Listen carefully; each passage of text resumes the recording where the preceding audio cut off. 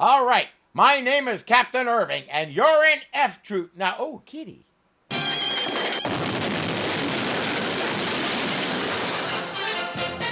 For the past 3 nights, Corporal Agarn has apparently been having nightmares.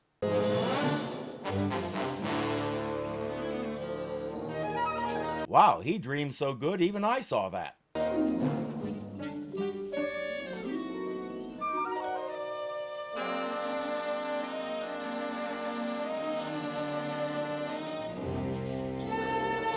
It is much more effective to face one's nightmares in proper uniform.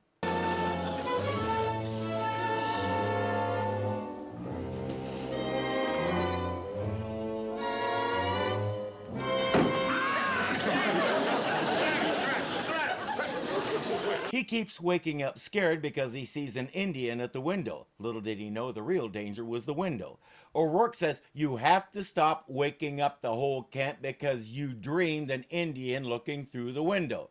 Agarn insists he did see something, but O'Rourke isn't interested.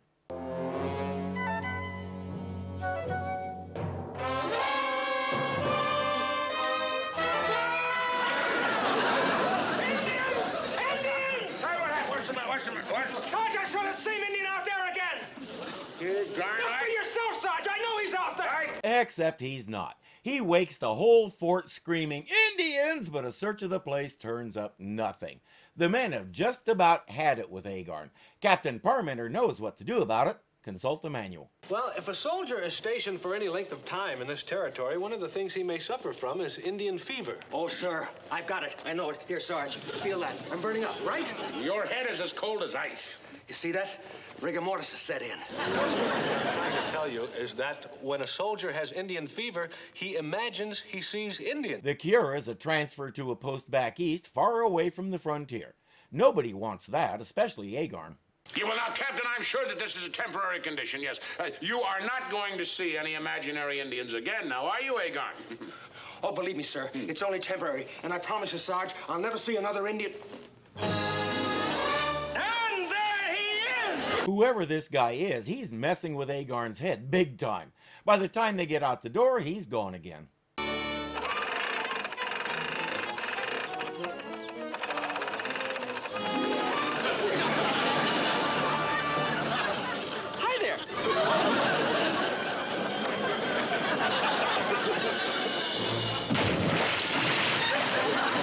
Guess where everybody forgot to look?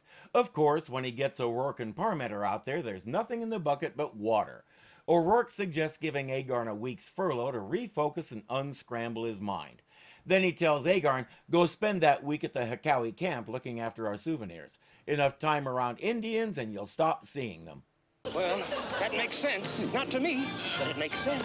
O'Rourke's logic often reminds me of Batman logic. Listen, Chief, could you have somebody show Agarn his teepee? He really needs a lot of rest. That teepee there, Agarn. Yeah. Thanks.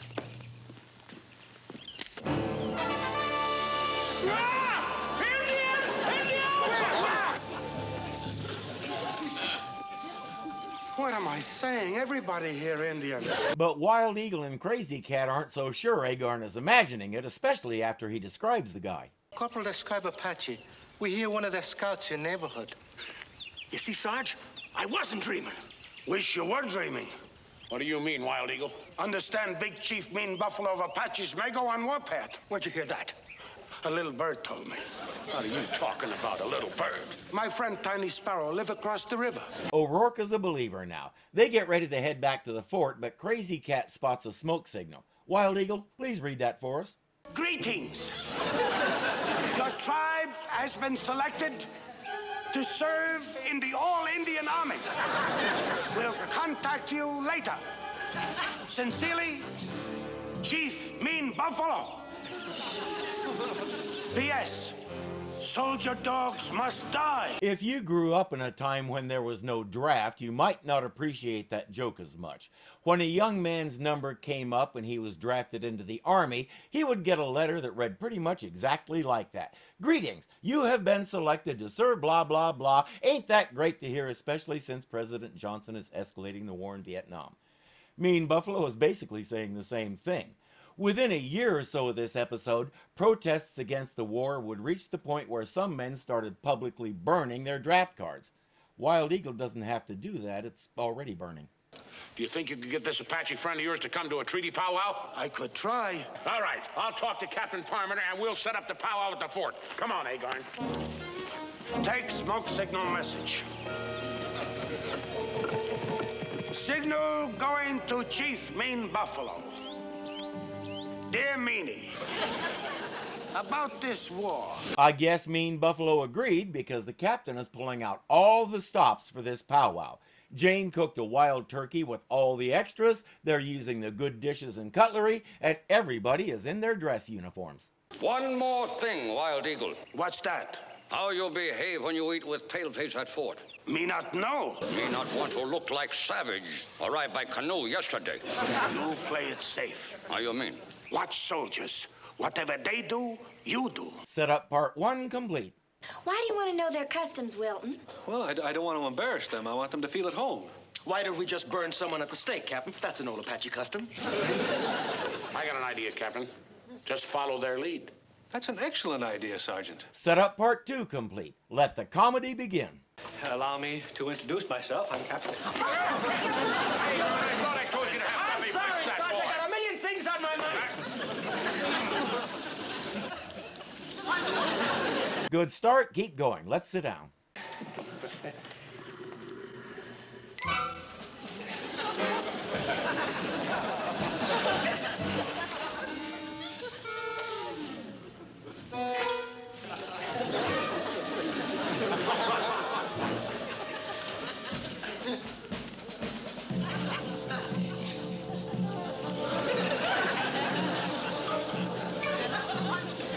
Jane will rescue them from that with the announcement that dinner is served. I hope you like wild turkey. This is another old gag, but they are putting a very new spin on it with lots of variations. Chief, about this treaty.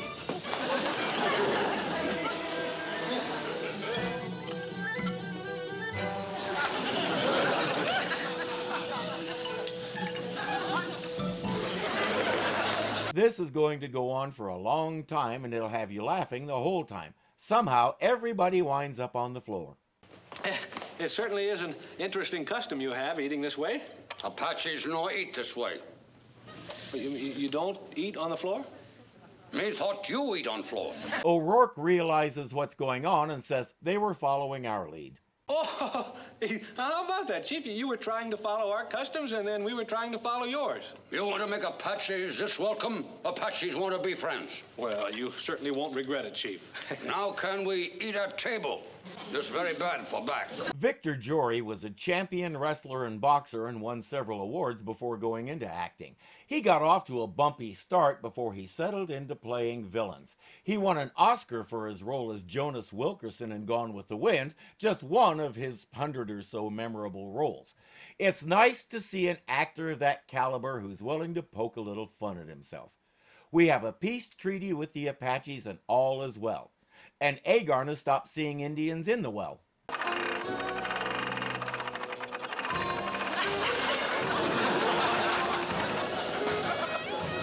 there.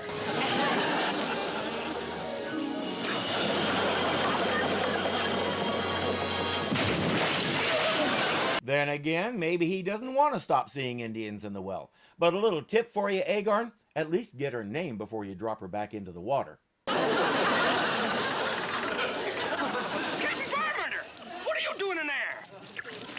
I was leaning over to get some water, and my hat fell in, and I reached over to get it, and I... You see a beautiful Indian girl on the way up? Agarn, you've got it again, haven't you? But, Captain, I'm telling you, Sarge, you've got it! You don't really expect him to admit she's down there, do you? Jane would beat them both to a pulp. If you're enjoying this, be sure to click the thumbs up button to show you like it. If you're not subscribed yet, punch me in the face right here and get it done. And don't forget that you can become a patron and help keep this kitty fed. The link is below. Until next time.